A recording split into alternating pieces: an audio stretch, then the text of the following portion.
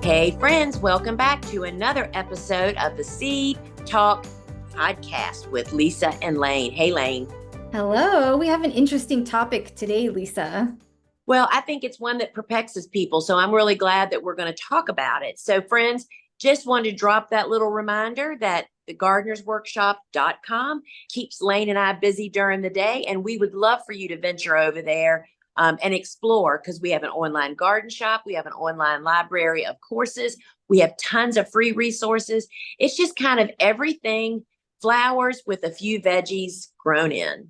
So, Layne, lay it on me. What are we talking about? Well, I got this question a lot at the open farm, and people were very surprised to hear that you grow almost everything at the farm as an annual, even if it's something that's technically a perennial. So thinking of some things like yarrow, or if you were to grow delphiniums, those type of things, you technically grow them all as annuals, even though perhaps they might be perennial in some areas for some people. So we're just going to talk today about why, in fact, you do grow various plants as annuals, even though perhaps they could be perennial for you.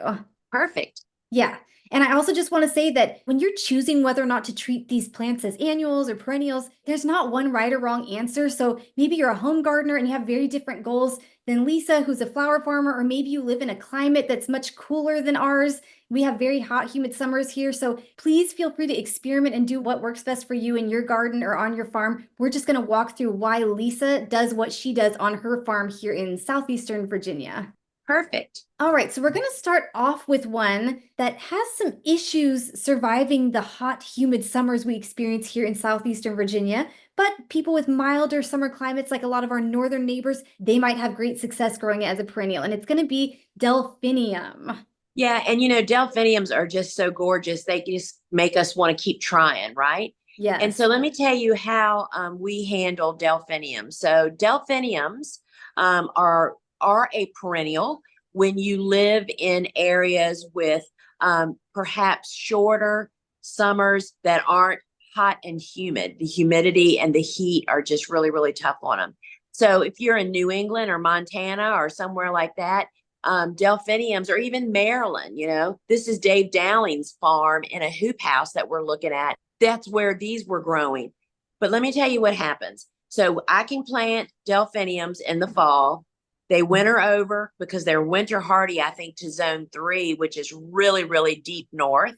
And they perform beautifully. They typically would bloom in June, do a beautiful job.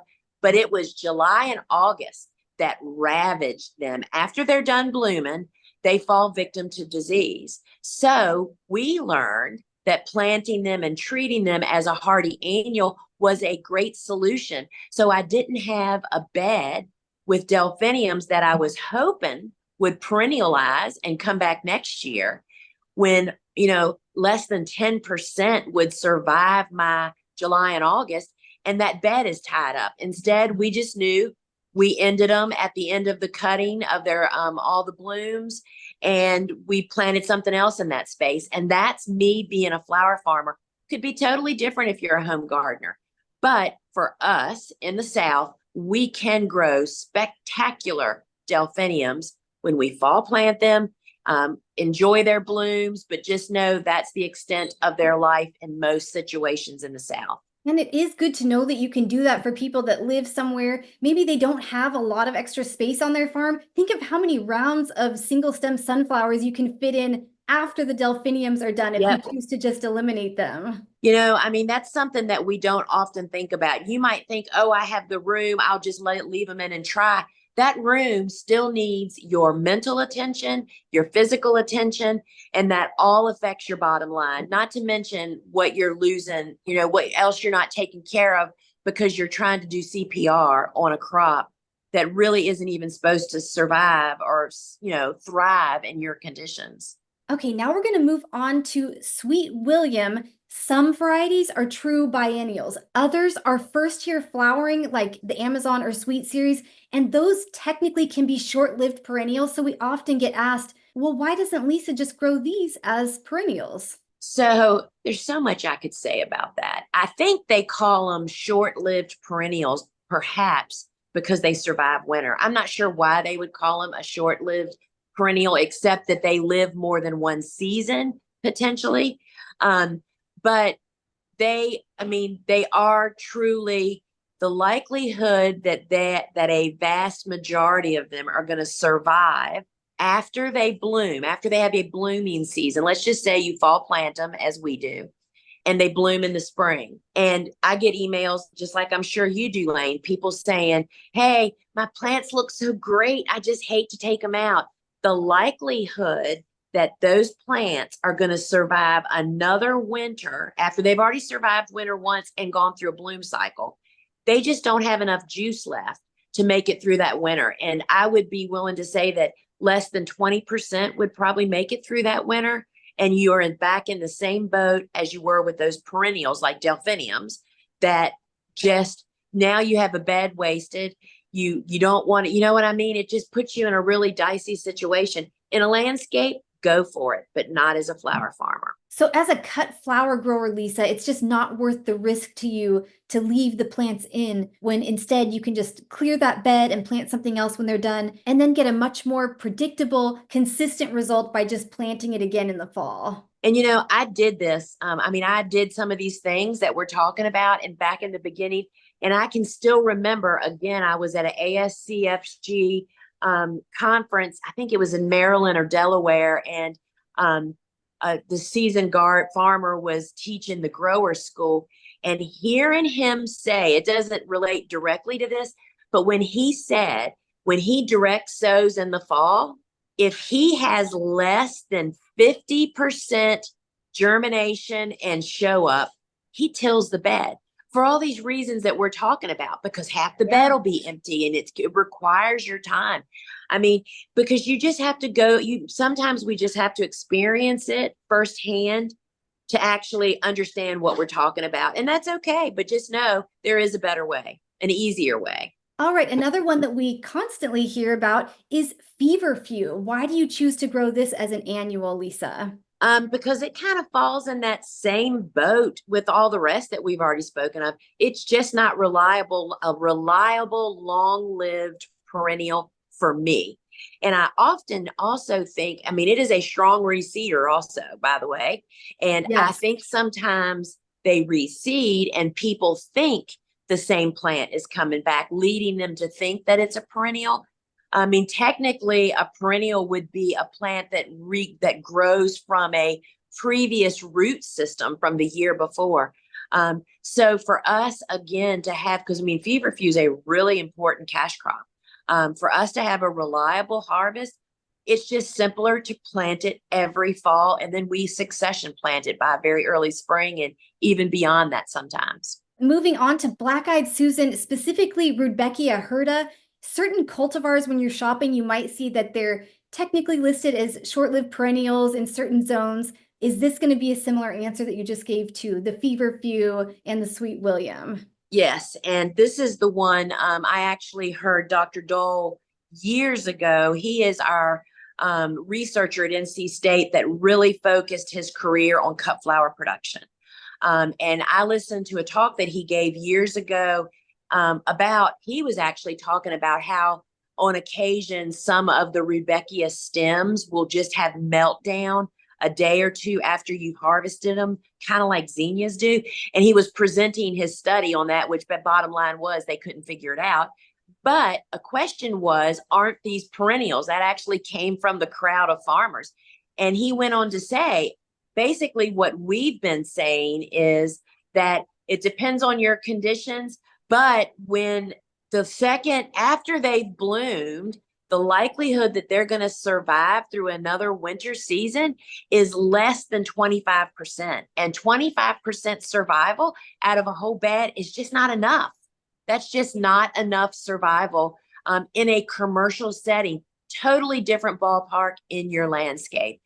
So yes, Rudbeckias, just like feverfew, are such an important crop for us that we would never rely on reseeding, which reseeding can be a strong contributor with this family, but we replant every single fall. Yeah. And even the less than 25% survival that you mentioned, even of that 25%, you're not always exactly sure what you're going to get. Is it going to be as strong of a bloom as the first round? Are you going to get as many stems? A lot of them come back. Last year we grew all 7 or 8 of the varieties right in a row, and we allowed them to reseed in the pathway right next to them to see what would happen this year. And I only recognize one, and it's like a 50-foot row of them that reseeded. There's only like 1 or 2 plants that I can say, oh, that's XYZ. The rest of them are just a mixed up, they've cross pollinated, I guess. And yeah, so they're great if you're not counting on a specific variety. All right, now we're going to move on to Helenium. What do you have to say about this one? I love this flower. Me too. This flower is like Triloba Rudbeckia that blooms late in the season, and it's kind of beautiful fall colors, and it's an amazing bouquet filler. And in fact, I purchased from a local native plant grower years ago a bunch of these, and I got to talk to her about it because her tag even said perennial on it. And I said, I don't find that that's really true. And she said, well, they're not really long-lived perennials. You're lucky to be able to plant them in the fall, get them to bloom the next fall, late summer and fall, and then a small percentage will survive the next year. So, I mean, that's not a perennial in my mind. It should be described as what you said, Layne, a short-lived perennial. And that's just a misleading statement, I think. So after her explanation, I thought, okay, I'm going to plant these plants in my native border, like the landscape kind of deal. And I also found that they only survived through one winter, bloomed the next year, and then they just kind of vanished. We just did not see them again. So I just treat them like hardy annuals. And that way we have an amazing, reliable crop of cuts the following summer. And that is the frustrating thing with a lot of plants that are listed as short-lived perennials. They just vanish, like you said, and they don't show up in the springtime like you expect them to, which can be especially frustrating if you're a flower farmer, because you might think you're going into the winter and you have a certain number of plants, and then come springtime, they just don't end up showing up. And and on the retailer's side of this, I understand what they're facing, especially when they sell online. That means people in New England and people in Florida can buy a plant. Well, the results of growing that plant in those 2 different places are totally different. Do you know what I mean? So Yes. Retailers try to find that middle of the road explanation, but unfortunately that just makes murky water for everybody. So yeah, so that's kind of the purpose of that, I think. Okay, now we're going to move on to our final one, which is Yarrow, and specifically the species Achillea millefolium. And this is kind of an interesting one here. Why do you grow Yarrow as an annual rather than a perennial, Lisa? So this particular variety of Yarrow is pretty much, I think, also described probably as a short-lived perennial, unlike some of its cousins, the perennial yarrows, which are totally different. I mean, I think I used to grow Coronation Gold, which is a reliable, long-lived, amazing perennial, just kind of like peonies. You know what I mean? You plant them once and you have them forever. This variety, we grow Colorado Sunset and Summer Berries. And yes, they are short-lived perennial. They might live more than one season, but what I found is what they mainly do is are strong reseeders. And when they reseed, we lose the great colors that I actually grow them for, that soft yellow, that deep shrimp, that hot magenta color. Typically, the plants that might survive more than a year or 2 or reseed is white and pale pink, and that is not what we're looking for. So we just plant them every single fall, and then that way we have a reliable cash crop the following. They bloom for us in May and June and into July. And I mean, we just couldn't do without them, and so we can't risk it. And we do have an entire episode on growing yarrow as a perennial with Dave Dowling. That's episode 33 if you want to listen to that. I just also wanted to mention that even some people that do grow them as perennials and they're pretty confident that they're not just witnessing reseeding, the color can seem to diminish over time and they become less productive after 2 or 3 years. So again, that might vary based on your experience and which variety you're growing, but that's just something to keep in mind and to look out for. And you know what really helped me to understand this is I didn't really realize that I was losing all the great colors until I actually had an image that I started using in PowerPoints back when I was doing so many in-person programs.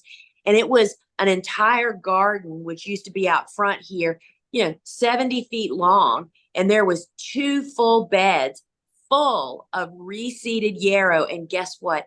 The entire beds were white.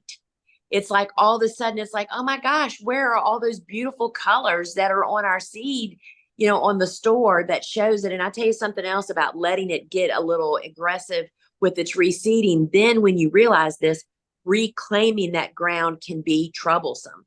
If you don't have equipment, it's hard to whip it back into shape to get something else to plant there. That's true. So basically, to summarize, a lot of the ones we've talked about today, they tend to be short-lived or unreliable, at least in our climate and conditions, if they were even to be grown as perennials. Meanwhile, they're occupying a lot of bed space and requiring your care and attention for an inconsistent result, and you're not guaranteed that all the plants you originally started off with are going to end up there, and you also don't know what the quality is going to be like the following year for those that do make it. So that's a good point. Yes, that hits it. Excellent. Right. And you've already said it, each to their own conditions, which is really what gardening and farming is all about, is finding the sweet spots for the flowers or the vegetables that you want to grow in your garden. You have to be flexible. If you're not a flexible person, gardening and farming is an excellent exercise. Yeah, and I would certainly try any of these that you're wanting to try. Have a little patch and maybe leave some of the plants in and just see for yourself what happens. So don't feel like this is the way you have to do it. This is just the way Lisa does it as a flower farmer in southeastern Virginia.